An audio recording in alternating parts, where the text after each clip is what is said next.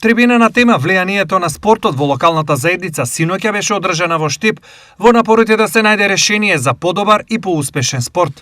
Штип е европски град на спортот, не само на хартија, туку и по резултати и по напредок кој што од година во година го имаме.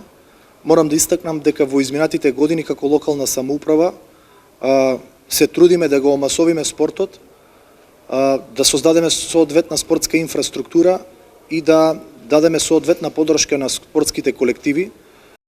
Кој е главниот проблем на македонскиот спорт во моментов? Еден од најголемите проблеми, ако не најголем, е спортската инфраструктура, затоа што на територија на цела Македонија спортската инфраструктура генерално кажано е во очајна ситуација.